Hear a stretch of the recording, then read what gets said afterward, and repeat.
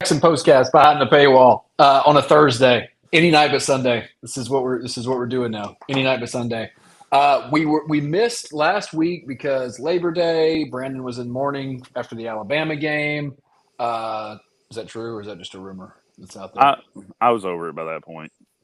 Okay. Well, For, that and the hair mishap at the I was going to house. say, too. fortunately, I had the distraction right when I cut the game off of one of my smaller kids did her first job of being a stylist on 4 other kids, and our little 2-year-old, who we have never cut his hair. We didn't take him home from the hospital. We've had him since he was like 6 weeks old, and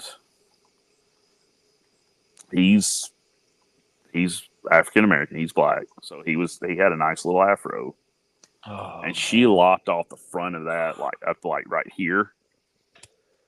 So he had like a LeBron James hairline going, like it was all the way back. Or yes, that is who. Okay. That's who I was comparing him to. Yes, Just get him a headband. Get him a headband and cover it up, and he's good to go. Yeah, we are our witnesses. Mm-hmm. Take his talents to preschool. Yeah, wherever he goes from the day. But on a serious note, how concerned are you about your Crimson Tide this year? Oh, I was concerned already. Okay. I was not shocked at all by that. I mean, I thought Ty Simpson, the West Tennessee representation, I thought he did okay. Mm-hmm. But I told you can even go and look at my post from something right before the game started, where Tosh Newman, who used to be the guy in charge of the mainly the Carl Perkins Civic Center, but some other things, he's I think selling insurance in Crockett County now.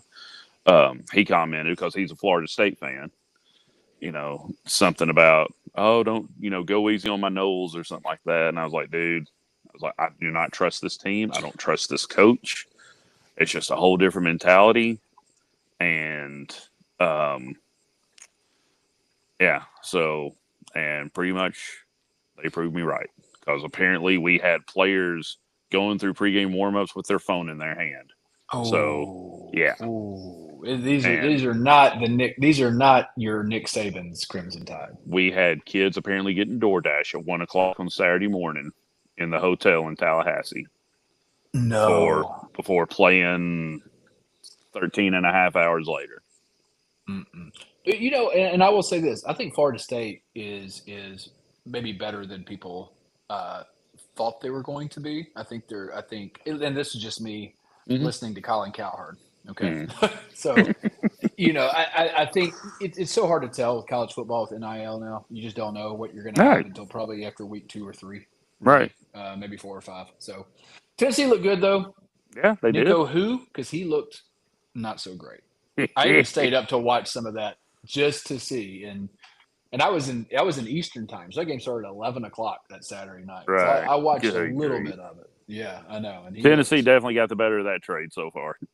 I was never a Nico fan. I didn't like Nico last year, and everybody loved him. I was like, I didn't see what the fuss was about. Obviously, raw talent, but like he's just not. I wasn't sold. So. Hey, and you know that UCLA fans are probably feeling the same way right now as Texas fans. Like, we thought this quarterback was supposed to be a whole lot better than this. So yeah, I think Arch is going to be okay. Ohio State's good, man, and Matt Patricia, like, he game planned for Aaron Rodgers in his prime, like, and Peyton Manning, like, he knows what he's doing. So I feel like Arch will be okay. He just may not go number 1 in the draft. He may not go in the draft at all after his junior year. He may need to play 2 full years at Texas. Probably. Well, all right, let's get to it. While your phone is still alive and working. All right, you had a big day today in Lake County. I feel like every time we start one of these episodes out since end of July, we're starting with this story. And today, I think this is my last trip to Lake County for a couple of months. Right. But yeah. So today was the preliminary hearing for the Austin Drummond, and this is sort of what we've not teased, but we've been leading up to this, and we knew today we would get a lot more information that would come out. So we'll just start there.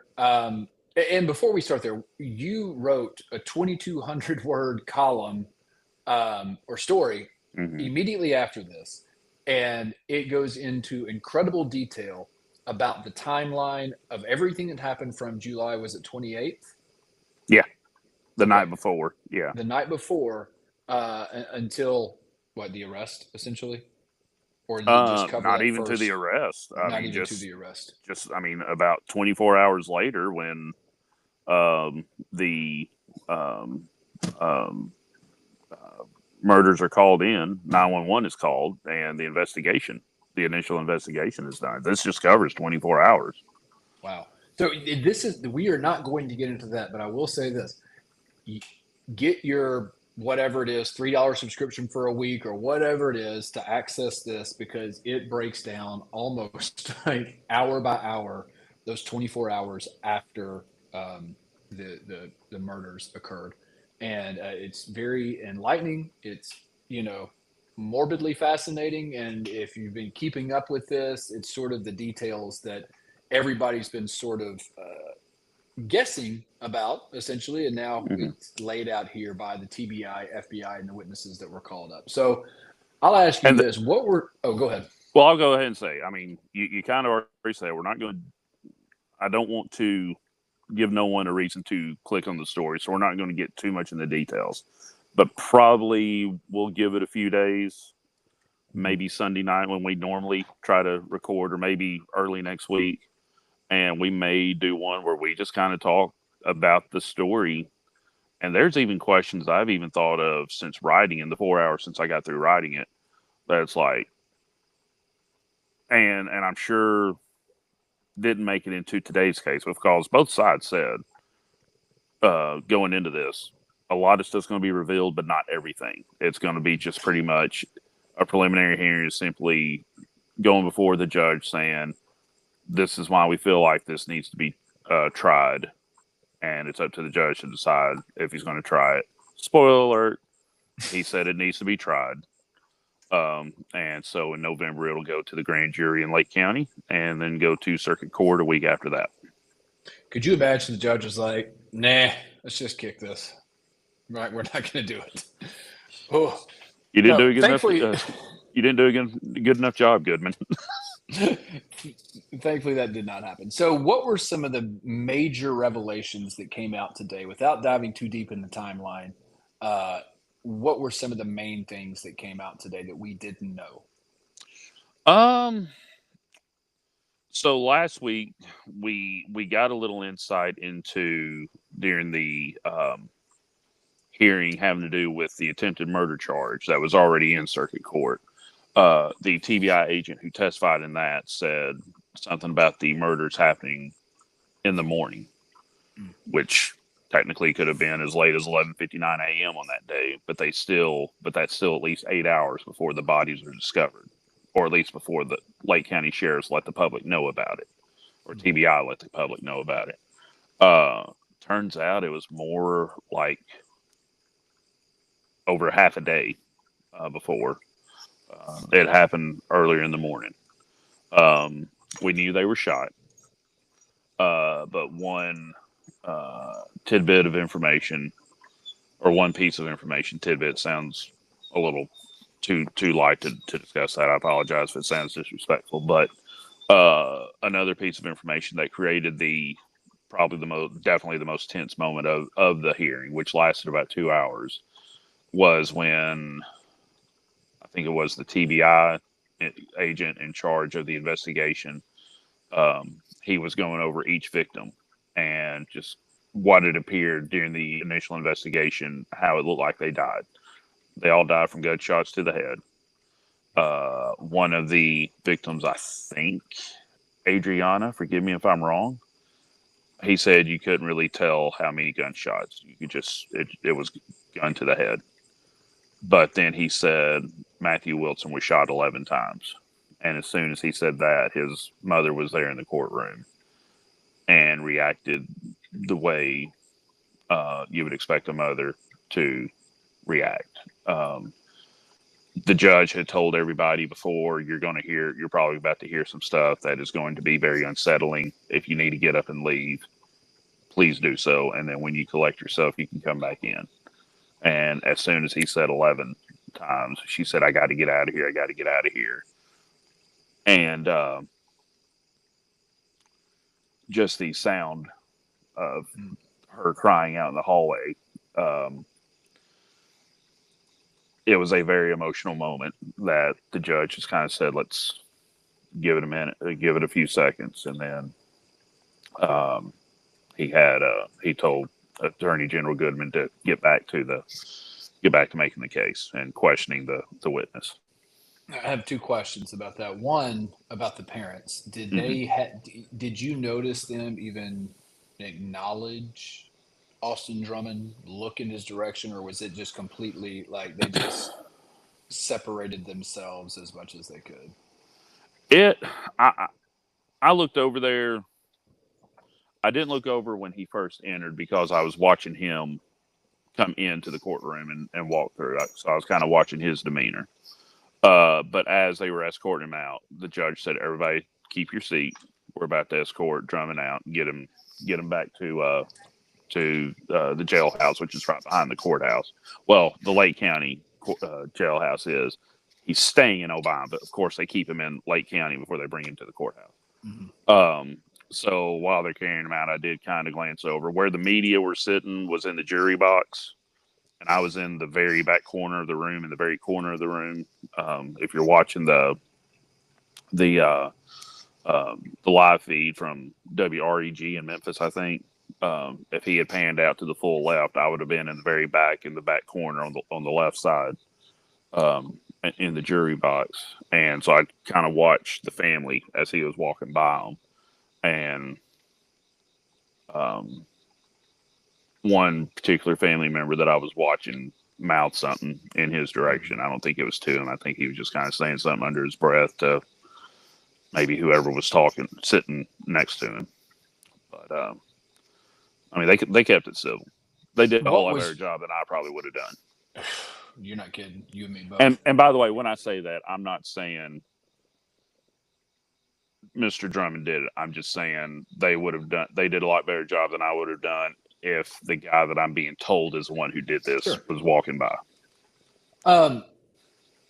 What was Drummond's countenance like in there today? Was he pretty stoic again, or was it just sort of the same as what it was a couple weeks ago? Yeah, pretty much the same. I mean, he's just kind of sitting there.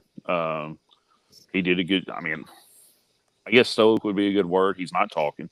He's not reacting because where I could sit, I didn't have to shift my eyes very far from the person on the stand to seeing him, and where he was sitting at the defendant's table. You know, usually when you're watching a courtroom drama on TV, you got 2 to 4 seats where they're sitting facing the judge. Well, they just had 2 seats facing the judge, and those 2 were with lawyers, and he's sitting on the end of the table, facing like toward us in the jury box. Mm-hmm. So I was, it wasn't that much effort for me to kind of cut my eyes over when something was said that he might react to. And he, today he showed that if you ever play poker against him, you better bring your A game. And I don't want to make this like super graphic, but I am curious. Mm-hmm. When whoever the witness was said that Matthew Wilson had been shot 11 times, did they specify, like, did he get shot 11 times in the head, or this was like 11 total? Yeah. Okay. Yeah, just he said there were 11 gunshot wounds. Okay. Another question. Did they say, was it the front of the head or was it in the back, like an execution? A couple of them, and it may have been Adriana. One of them was specified that it was in the back. Mm-hmm. The other 2 were just said in the head. Okay. So maybe he said in the back of the head for the first one, and then maybe he just kind of assumed if I say back of the head for the first one and I say 2 more in the head, you're just going to assume all 3 in the back of the head. The questioning didn't call for that specificity. All right. So without getting into the timeline, so we have obviously, I think that's sort of what, not what I was waiting on, but I think I was curious to where this happened. And did they say where, like, are they assuming that it happened there? Like, Carrington Road.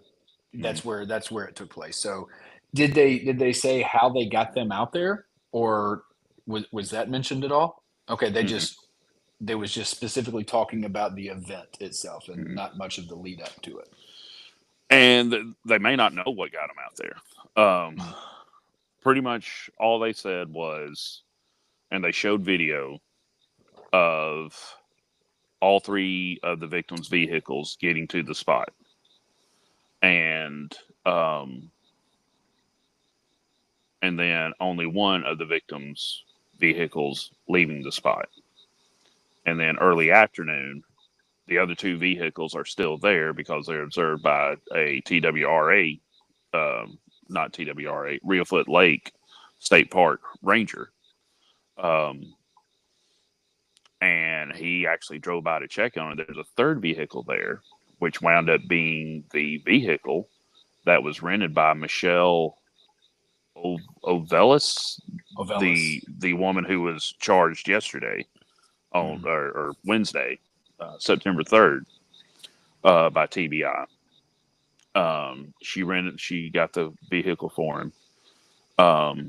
He does the killings earlier in the day, Allegedly. leaves allegedly on Carrington Road, leaves, disposes of Matthew Wilson's truck in Dyersburg, gets a ride from Tanaka Brown, and gets help disposing of the truck from Tanaka, Mhm. allegedly. Into the gully in Bikini Bottom, right? Right. Okay. And then goes to Jackson and gets the rental car and then goes back. And this whole time, we haven't even addressed the baby that was left in the front yard. The whole time, the baby's with him in the car seat. And um, so, don't know where the baby was when it happened. Um, if the baby was ever in danger, or if, as weird as this sounds, he had mercy on the baby to take her with him instead of leaving her in a vehicle. Because remember, that was one of the hottest weeks of the summer. So, it wouldn't have taken long for, for lack of a better term, for a fifth murder charge here. Was there any talk about a motive at all today? Mm-mm, not today. Okay, not today. And that will come. I assume that will come later when more of these details come out. Goodman indicated, I can't remember if it was last week after the attempted murder or if it was on August 14th after the second hearing, but the way he talked, it was like, oh, yeah, we've got a motive. Um, so, but apparently there is one. Um, but that was not discussed today. Okay. Um, and I don't know. Like I said, we're not getting much into the timeline, but there were some events that happened in the timeline that sort of made me raise my eyebrows. Okay. Were there any events within that timeline that you were kind of like, whoa, okay, I didn't see that coming, or I have more questions about that specific event in particular? Um, I mean, I didn't really have any expectations going Hmm. in. And when you don't have expectations, because I don't have a lot of experience with this kind of stuff, so I wasn't expecting anything that would have caused me to have questions. So, um, I mean, I do wonder. Apparently, he went to his parents' house for about an hour and a half that evening. Um, I'm like, did he eat dinner? Did they ask how was your day? I mean, like, I'm just wondering what that interaction was like. I saw that too, and that that crossed my mind as well. It also said Midtown. Did they say a street? Like, I'm Who pretty said sure. Midtown? I think in your piece, Midtown Jackson. I never said Midtown. If I did, I didn't mean to. Okay, I think I need. And now again, I was keeping score at a volleyball game when I was scanning that article, so I may have Yeah. just. Okay, okay, but I was like, do I have neighbors? But no.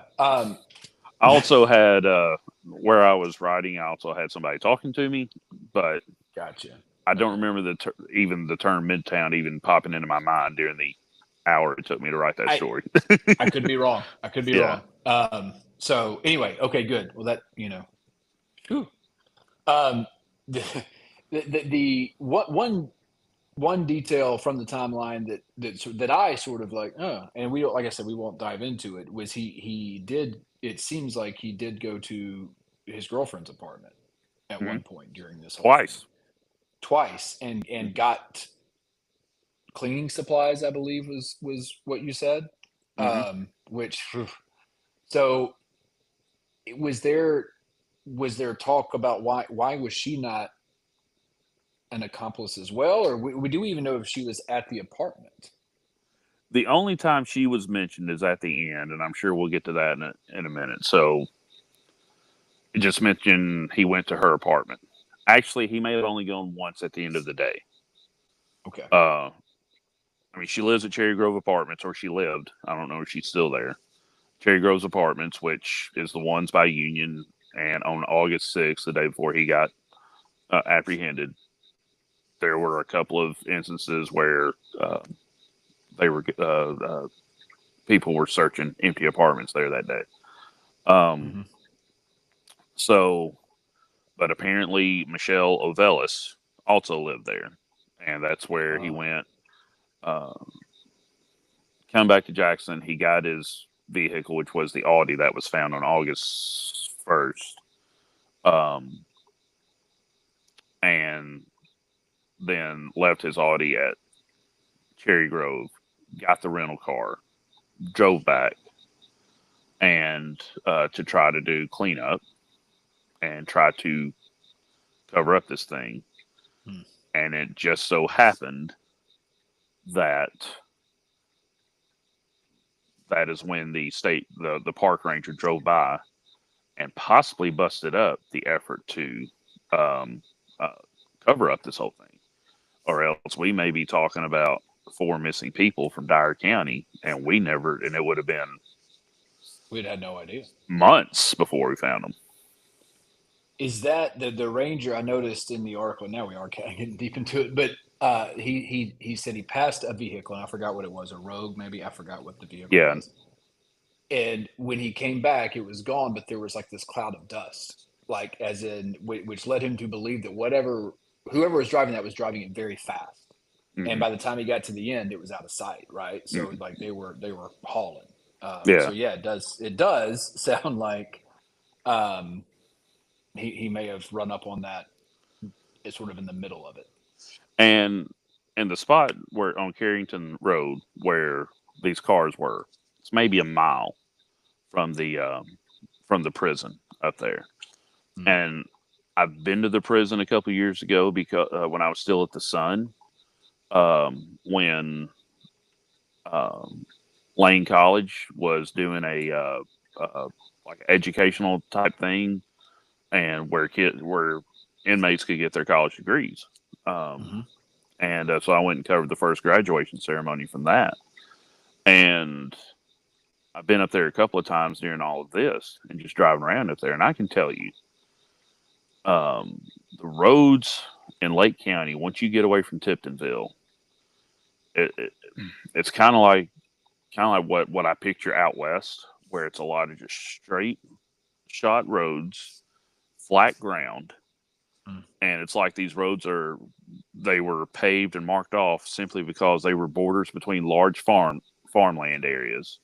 So you see nothing but fields all around you until you get to the tree line by the river. And there's the occasional house or a couple of churches just kind of randomly out in the middle of this field. But you can pretty much see, for the most part, a half a mile around you when you're on one of these roads, unless you're on Carrington Road driving into the woods where this happened. And so, yeah, he gets to the end of that road and he's looking around. He's like, this car was back here like 2 minutes ago. Where'd it go? And so, yeah, that told him, okay, yeah, they hightailed it out of here, but he didn't know that anything else had happened until about 7 hours later. So we mentioned the girlfriend, and you said she didn't really get brought up till the end, and that was about the restraining order. So Hmm. talk a little bit about that. Who would somebody request that restraining order to be removed, and why did they do that, and what did the judge say? Yeah, well, it was actually said during the court today because Brian Huffman, the defense attorney, he wanted to clarify something that had been misreported by multiple outlets, including myself, because I thought I heard it when it happened, but then everybody else was like, no, that's not what he would have said. So I went with everybody else instead of my own ears. Um, uh, uh, Note to self: always trust yourself more than everybody else. Anyways, um, no, he said that uh, his girlfriend, who was named today, Caitlin Speed, and it was also mentioned today, she's pregnant with Austin Drummond's child.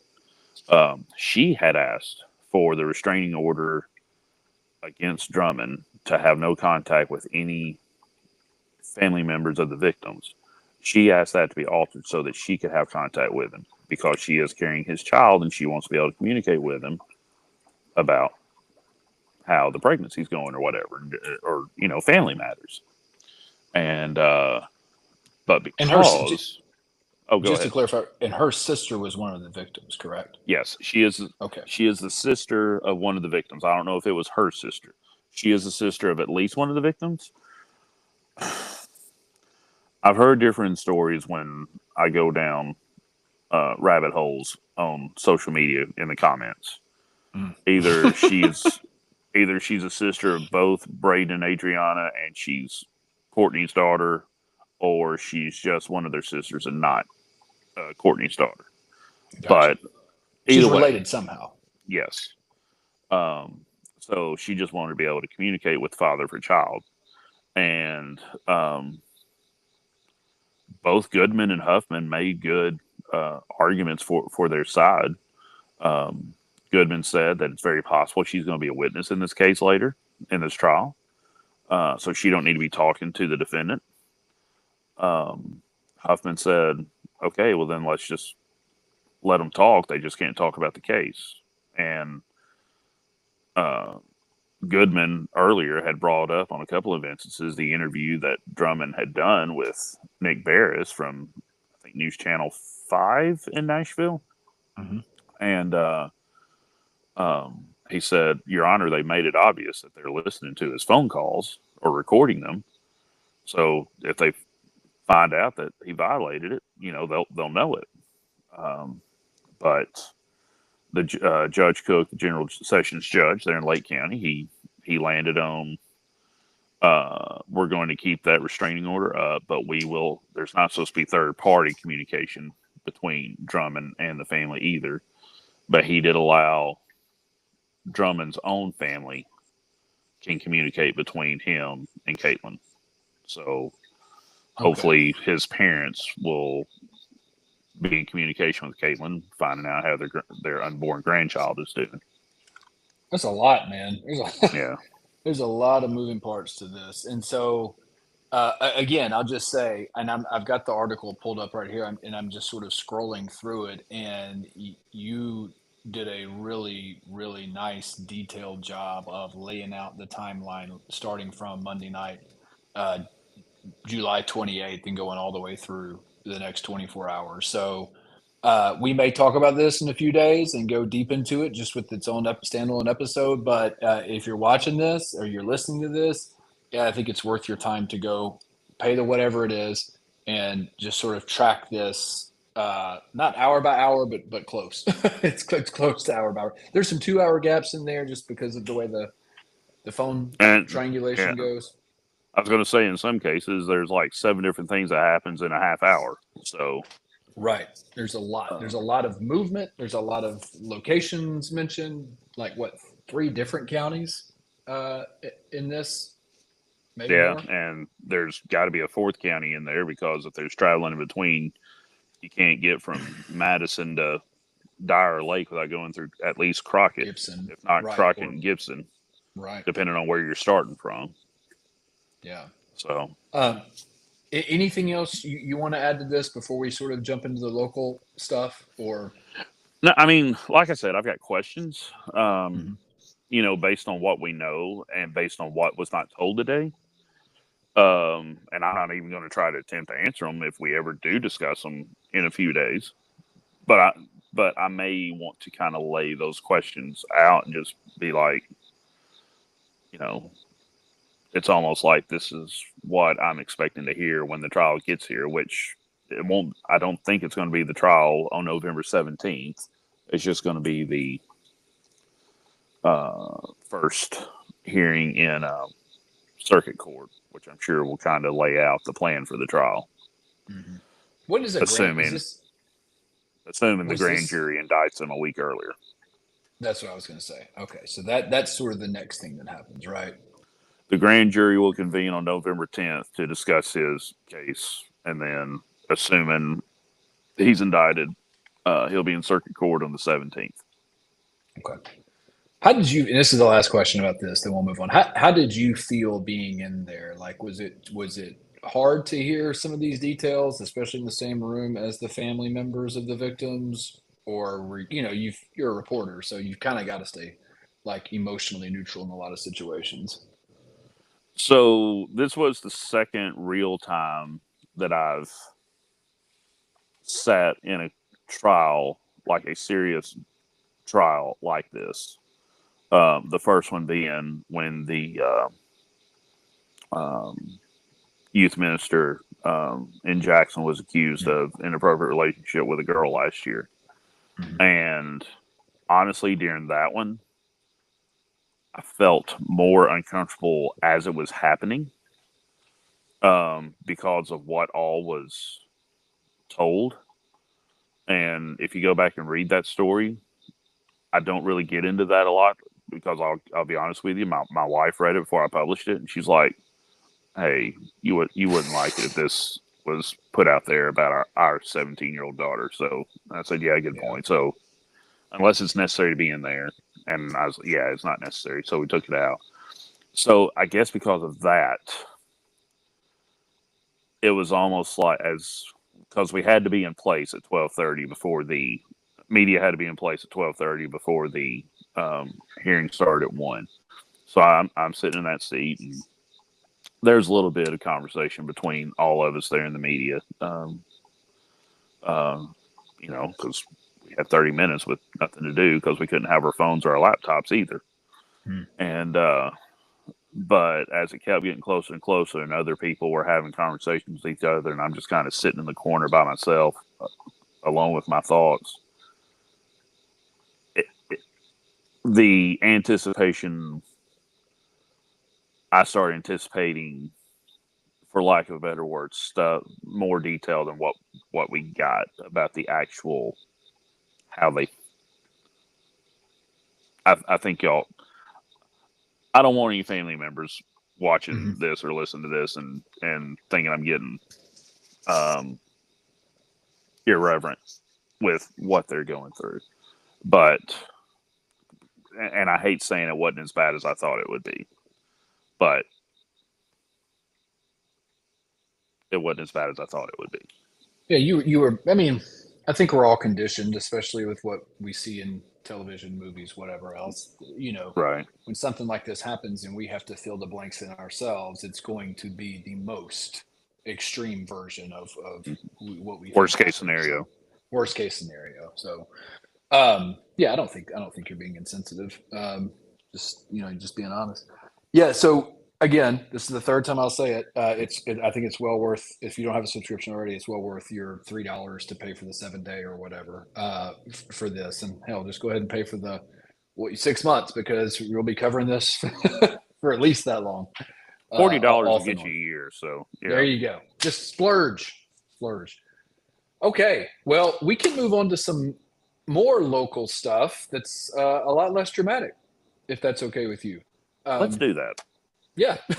Some might say boring. So let's start with the school board electing new officers, but not really new, except for one position that nobody seemed to know existed until this last meeting I read. So first of all, chairman of the board, is that the right title? Harvey Walden, yeah, chairman of the board chair, whatever. Yeah, board chair. He was reelected. Board chair. Was that unanimous, or was there like All these votes were unanimous. There was only one. Hey. Oh, if it wasn't, I would have gotten into the detail of that, Gabe. Okay, I didn't. I know things happen so quick in those situations, though, to where So I just didn't know. Yeah, last year it wasn't unanimous, but that was. I don't think it was unanimous. Because Pete Johnson had been the chair for like 5 years. But then with the elections that happened a month before, you had the big flipping of the board. So Mr. Walden became the chair then. But to his credit, I mean, just from watching how these meetings happen, and not just the board meetings and the work sessions, but also the committee meetings, and seeing the conversations that happen among these members, all 9 of them.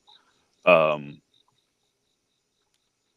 mean, there's been contention on some issues, but it's been nowhere near as contentious as we thought it was going to be about 13 or 14 months ago, when we saw what was probably about to happen was going to happen with the elections.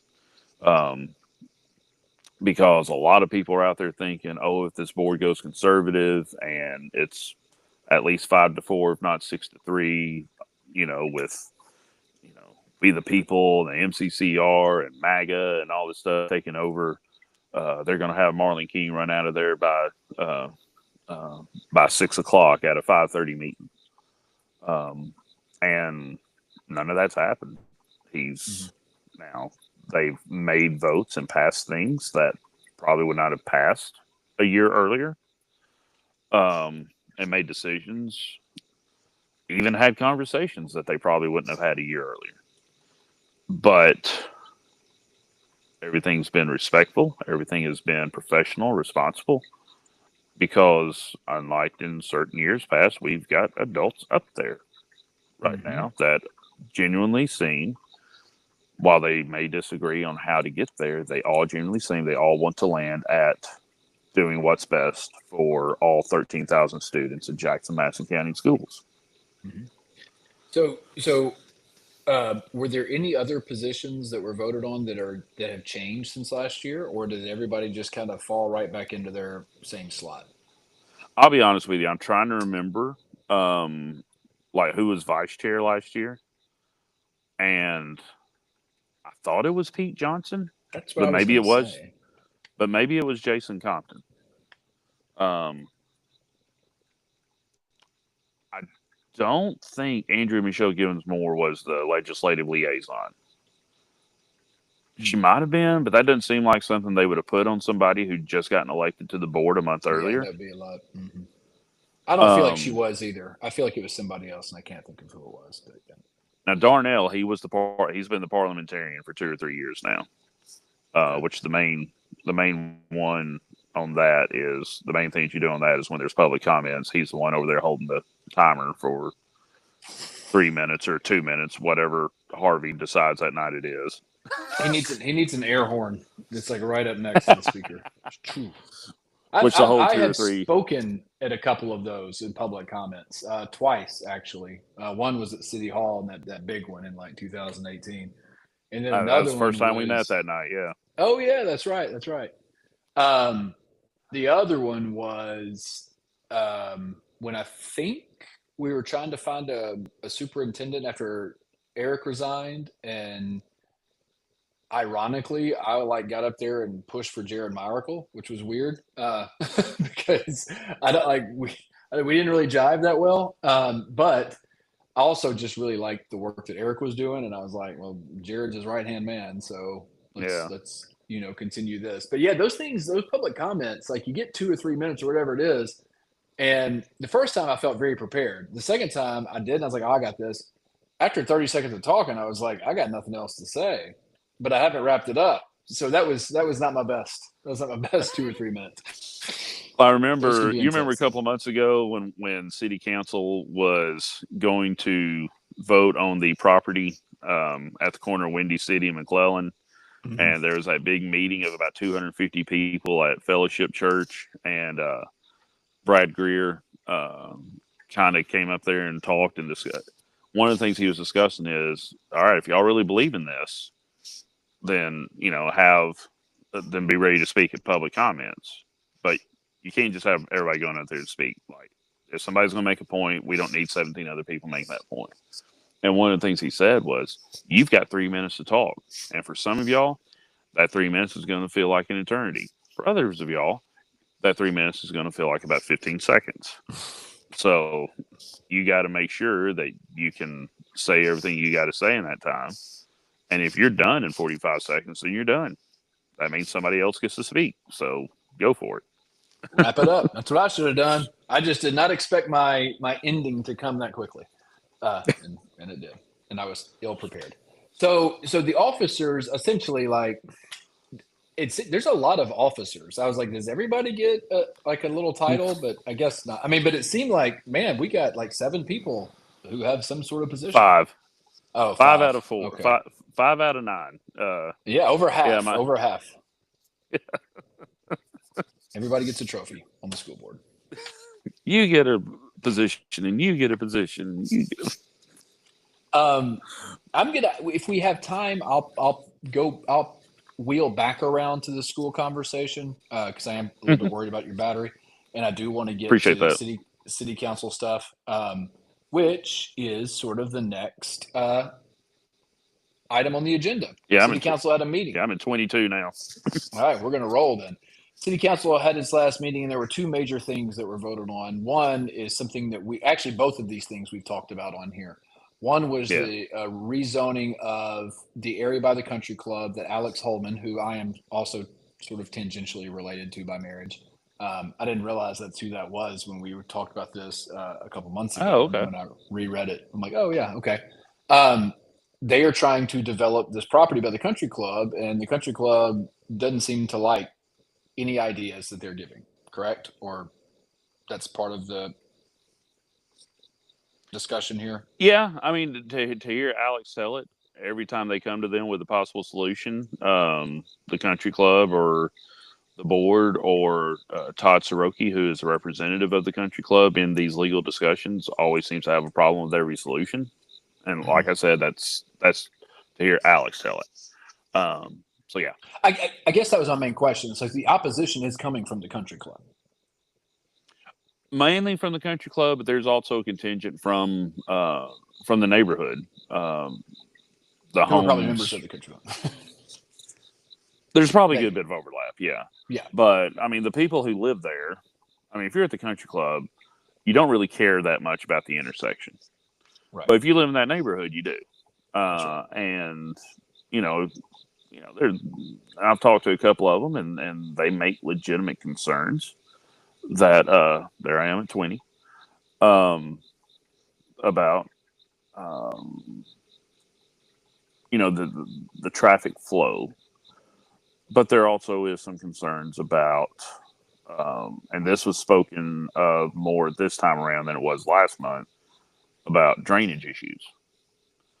And apparently there's talk of a retention pond that's going to be dug possibly as large as an acre.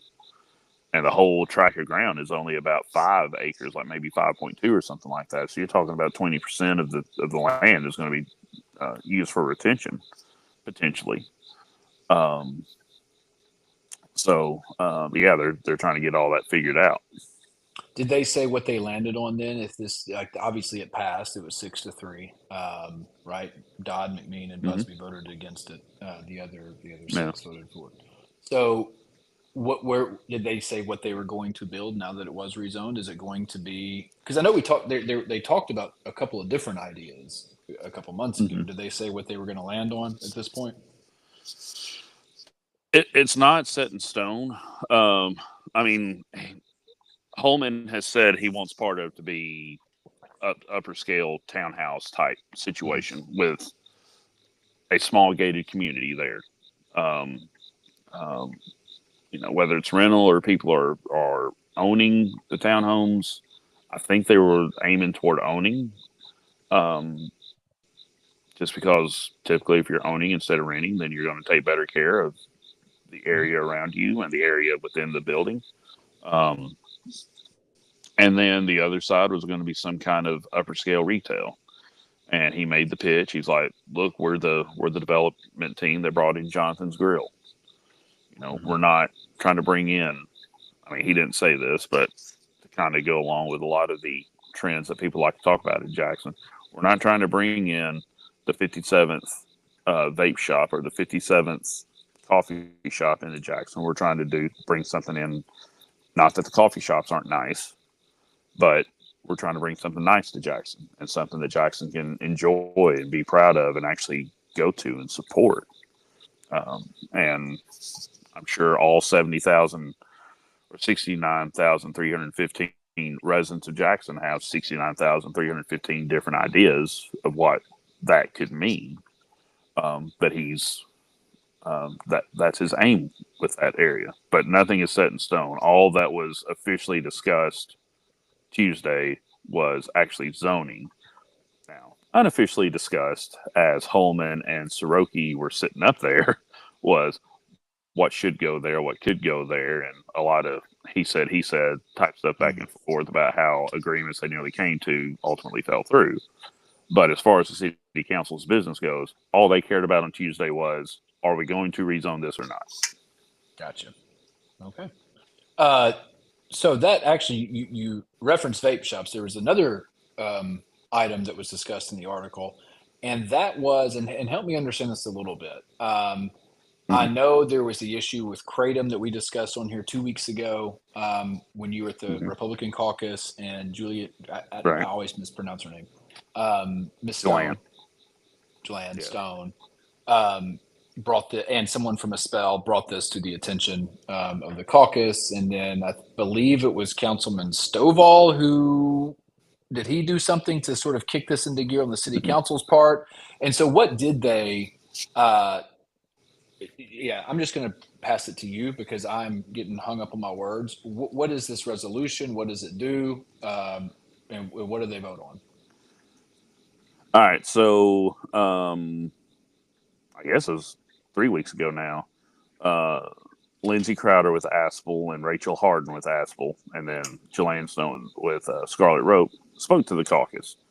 And Mike Taylor asked them to come speak to the entire county commission. And they did, made a good case for Kratom, which is a natural plant, and its synthetic derivative, 7-OH, which is more addictive, it's just a worse drug. And it's not regulated by the FDA yet. So they were just trying to get the word out and trying to see if there's anything the county commission can do about it. And pretty much all they can do is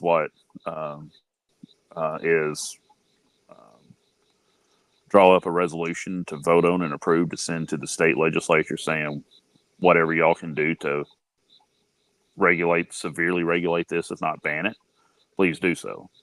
And County Attorney Jay Bush is drawing that up this month, and they're actually going to bring it back to the county commission, I guess this month, September, and discuss and vote on that, and probably pass it and send it on to Nashville.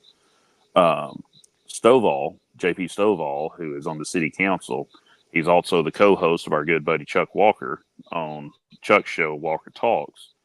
And Chuck had read my story, and they were discussing it on the show, and they got a bunch of calls about it. And shout out to Councilman Stovall, because he even credited my story and the calls into their show for opening his eyes to the issue. So he asked for Teresa Luna, who helps with some of the legal issues with the city. She's not the city attorney, and his name has just totally escaped me. Lewis Cobb. Yes, Lewis Cobb. She works with Mr. Cobb. So I guess they had her draft the resolution, because usually when they're talking policy and resolution, she's usually the one that has that discussion with the council during agenda reviews. So she drew up a resolution, and they discussed it. And there were some questions like, why do we need to approve this? Why do we need to vote on it? Blah, blah, blah. One veteran spoke during public comments earlier in the meeting and said, hey, Kratom has actually helped me in my pain management, so please don't try to get it banned. Um, and so, and he made a compelling argument that a lot of people's like, okay, so maybe we don't need to go scorched earth on this stuff, but we definitely do need to severely regulate it. And Councilman Richard Donnell, he spoke up and asked Mr. Stovall, would you be okay with amending this and just saying the synthetic and not the actual plant? Mm-hmm. And that's where they landed and approved it. And I don't think it needs a second reading, so I guess it's going to go to Nashville. And that's good. And I think there is a very because I saw some of those comments online too, and there are benefits. I think there are benefits to several different types of plants that aren't necessarily. Yeah, if they're used in moderation for the proper use. Yeah, exactly. So, I think that's where the common sense aspect comes in. Then, obviously, whatever people were harvesting from this synthetic version was incredibly damaging. Look, anytime I'm agreeing and liking Carl Snyder's comments on Facebook, like, something needs to be done, because like when you have two people that are as different as we are that are like, yeah, this is not a good thing, then it's probably not a good thing. One or two things is happening. I'm either listening for a trumpet because Jesus is coming back, right, or Humboldt is freezing over. Mm-hmm. Maybe both. Maybe this is what we're waiting for. Like that part was left out of Revelation. Carl Snyder and Gabe Hart agree. And then the trumpet sounds, the seals are broken. So no. But in all seriousness, like, I think this is a really good example of when something is clearly dangerous to the public, both sides of, whatever, the aisle, so to speak, even though there is no party affiliation in the city council, come to an agreement and make a logical conclusion or decision based on what they hear from their constituents, like this veteran and also like Julian Stone. So they're like, yes, it can help people. Obviously, it's very dangerous. Let's find some way to meet in the middle. So that's good. Like, yeah. I think that's a good example of how things should work, right? When something is a danger to the public, let's regulate it. On that note, let's talk about Representative Chris Todd and what he wants to do, because that is the next item on the agenda. And it would be a great segue if he was speaking maybe about guns the way that we were just talking about Kratom. But if we're going to make that analogy, he would just be like, let's put Kratom everywhere. Put it in vending machines in high schools, because kids should have access to Kratom. We're not talking about Kratom, we're talking about guns. And this ruling that happened in a Gibson County court, and I'm not going to get too deep into the weeds on this, but essentially it's saying that I don't understand the weeds. So yeah, let's not get too deep into it. All right. But essentially what it's saying is there are certain places where you're not allowed to have a gun, but that is infringing on the Second Amendment. So essentially everybody has the right to bear arms. And this actually made it onto NPR. Maybe the Memphis station, maybe not the national, but this ruling did. And essentially it's very broad. And it almost seems to not assume, but indicate that, hey, kids should have the right to bear arms also. Like, it could be interpreted that way because of how broadly it's written, which, when you think about it, is crazy talk. But that's sort of the issue that some people are having with the way this is written. Now, that being said, Representative Todd sort of wants I'm not sure what legislative body to double down on this. I think it's maybe Skermetti or someone to double down on this and make sure that like this is, done the right way. He's wanting the appellate court to double down on this. The appellate. He wants the language cleared up. Mm-hmm. Yeah, he wants the appellate court to clean the language, and he just wants the law to be clear, but also not to be restrictive on the Second Amendment rights of Tennesseans / American citizens. And to be fair, like, leaving like personal feelings and opinions out of this, like, Chris Todd has always been very consistent as a Second Amendment not even supporter. I mean, like, he is it's beyond supporter. Like, he is a Second Amendment guy, and he is going to push legislation as far as he can to I guess, uphold that Second Amendment or to at least ring it out to its fullest extent. Um, and so, did you talk to him or about this? Is that where you got those quotes, or was it more from? Yeah, yeah, we Okay, talked for a little while. and people are going to He be talks to surprised when me, I say Gabe. this. Well, he's it's funny because the few times we've had discussions, one was on Dan's show, and it got a little tense. But it, sometimes I talk to people and I feel like it's this, right? Like everything he was saying, I know made complete sense to him, and it didn't to me. And everything I was saying made complete sense to me, and I know it didn't to him. But that's what that conversation was doing.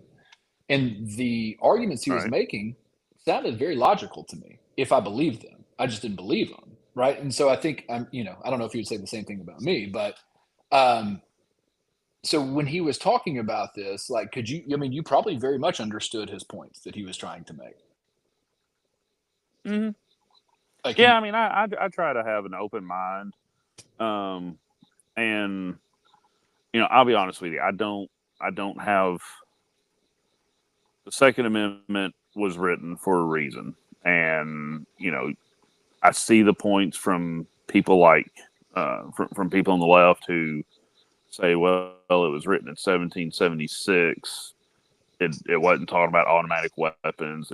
We don't need automatic weapons to hunt deer and stuff like that. I get that, but I also get his side too, where hey, and one thing at one point he likes to make during these discussions is it's not just guaranteed in the Second Amendment. Self defense is a God given right, and we don't need the Constitution or our state annotated codes infringing on rights given to us by our Creator. So that's why he's so consistent on this, is because this is about more than the Constitution. This is biblical, almost whoa. essentially. So And that's one of those examples that well, I mean, right, yeah. And well, if it's a God given right, you can make that argument that it's biblical.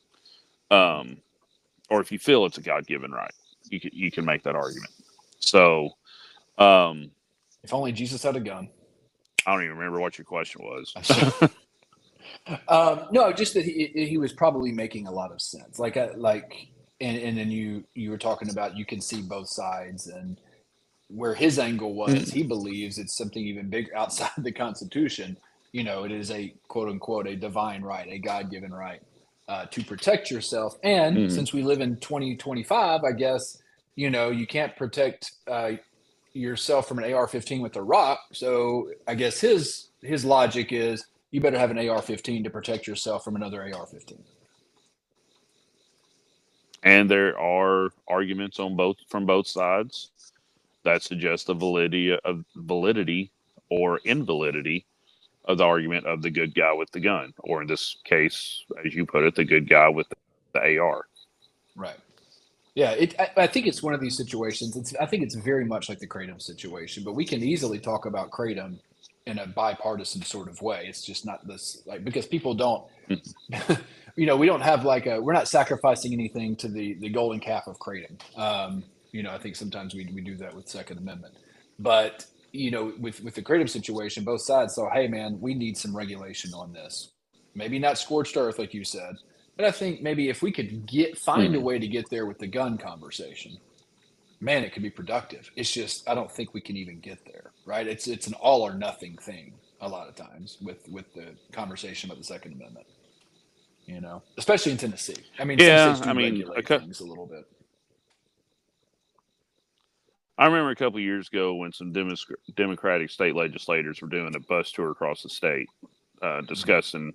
I think it was in response to the shooting at the school in Nashville, and it was before Governor Lee's special session with that Mhm. um, ended with red flag laws being passed or not being passed, whatever happened. Not being But I passed. remember being there for that.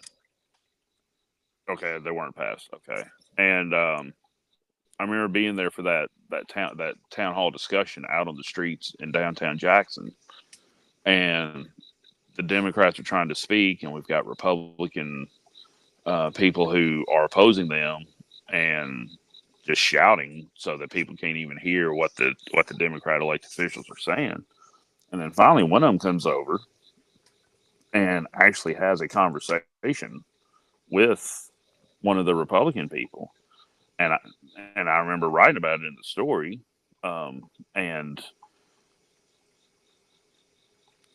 I hated all of the extracurricular going on around it, but it was good that I had my phone up in between them listening to this conversation because they were both making their case and making sense and trying to find some common ground. I don't know if they were trying to find some common ground because they never did find any common ground.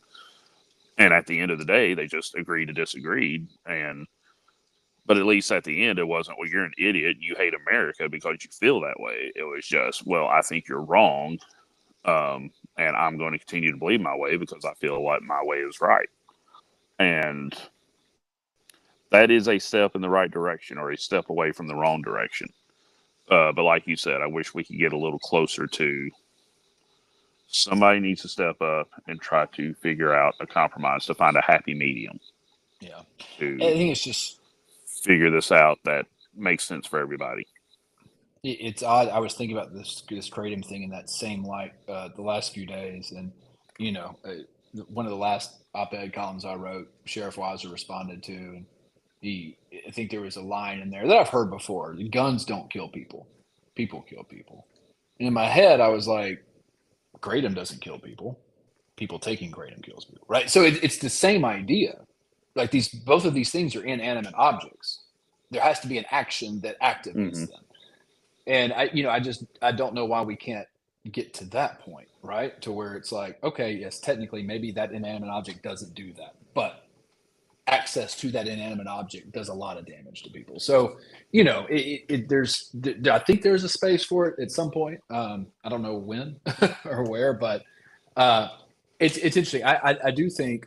Did you reach out to Representative Todd, or did he reach out to you, or did you just see this story out there and you're like, this is because it was sort of confusing. I know Ray Condrey had him on the MCCR channel or social media page, sort of explaining it, because appellate court people automatically think, oh, you're against this, and he just wanted to make sure people knew that he was not against this. He just wanted to actually seal it up a little bit tighter. Okay. Right. Gotcha. Yeah, and I reached out to him. Like I had seen he had made a couple of posts on his. I don't think it was on his personal. I think it was on his state rep page. And then I did see his conversation with Ray. And I said, "Hey, if you got a minute or two, sometime in the next couple of days, I'd love to talk to you about it, or I can just use your comments from the Ray conversation." But he's good about making himself available to talk to him. He was having a busy week at work, but he still made time for me, and I appreciate that. All right, last thing. You could probably get like 6% on your battery right now. So if this fades to black and we go Sopranos, that's what happened. High school football overview from the first 2 weeks of the season. So we're going to make this quick. I'm just going to ask you, what has been your biggest surprise and what has been your biggest, I don't want to say disappointment, but sort of like, your biggest disappointment. Biggest feel-good story, biggest kind of like letdown. Biggest surprise so far, Southside.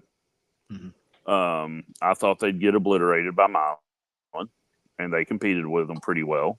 Came up short, and I thought JCM would beat them, and they not just beat them; they doubled their score.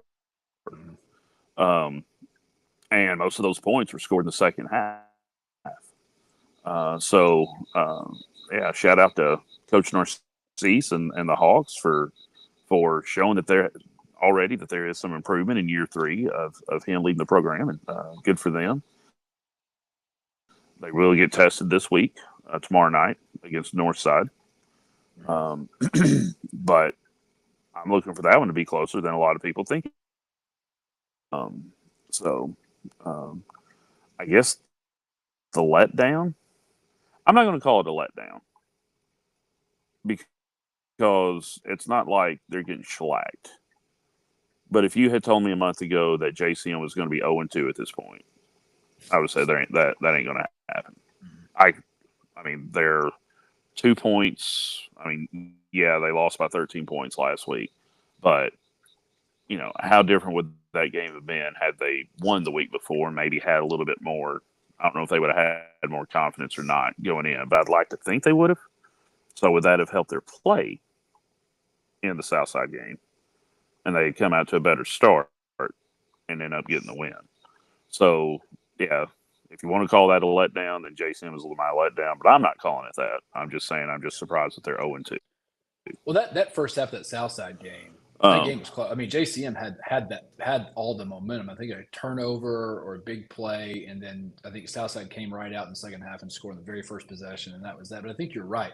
Like sometimes there can be a letdown after a big win, and then you're playing a weaker opponent the next week. I think that Northside game was so close because I was at that game. JCM should have and could have won that game. Northside had two big plays, and that was about it, right? Both by the D1. And they were all really early. JCM was on 14-0 2 minutes into the game. Lost 22-20. So, and had chances to score. I was not surprised with the Southside result, not because I thought Southside was better or because I'd even seen Southside. I just know coming off a game like they had the week before and then going to Southside, a team that they beat by 2 scores last year, it would have been tough, I think, to come in there fired up and ready and 100% like focus on that. So that one didn't surprise me as much. I'm not going to call JCM my letdown. I will say I am a sort of not biggest surprise. Southside's a good pick for that. USJ being 2-0 and winning pretty handily over whoever they played last week. That's kind of a surprise to me. Them beating ECS as bad they did is not a surprise because ECS has been down the last couple of years. Mm-hmm. Coach Blake Butler is trying to get them back. I know you know Blake pretty well when y'all went through the Fight Club together. But y'all went through the same year, right? Mm-hmm. We did. But the week before when they beat North Point as bad as they did, that's right. The one that's like, okay. And both them and JCS, I'm proud of both of them because they're both scoring a lot of points. They're both playing good defense. They're both playing quality opponents and coming out 2-0. And I don't think it's too early to just kind of float the possibility out there that when they meet week 11, last week of the season, on Friday night, October 31st, Halloween. Ooh. That's going to be one really good Halloween party for a region championship. And there's a possibility they could both be 9-0 going into that. Wow. That'd be something.